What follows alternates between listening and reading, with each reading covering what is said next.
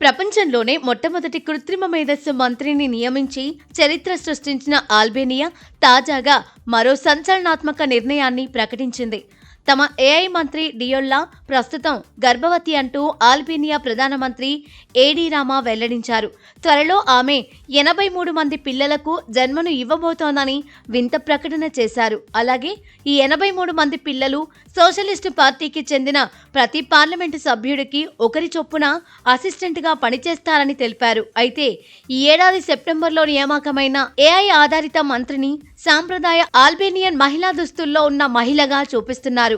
ఇప్పటికే ఆమెకు డియోల్లాగా నామకరణం చేసి తొలి ఏఐ మంత్రిగా ప్రపంచానికి పరిచయం చేశారు. అయితే వీరంతా నిజమైన పిల్లలు కాదని, డిజిటల్ పిల్లలు అని ప్రధాని చెప్పారు.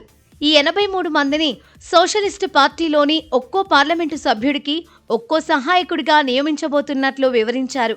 పార్లమెంటరీ కార్యకలాపాలను పర్యవేక్షించడం ఈ కొత్త ఏఐ సహాయకుల ముఖ్య లక్ష్యమని వెల్లడించారు. అంతేకాకుండా చర్చలను రికార్డు చేసి అవసరమైన సమయాల్లో చట్టసభ సభ్యులుగా ఏ విధంగా స్పందించాలో కూడా వీరు సూచనలు చేస్తారని తెలిపారు. ఈ పిల్లలందరికీ వారి తల్లి డియోల్లా జ్ఞానం ఉంటుందని ప్రధాని స్పష్టం చేశారు.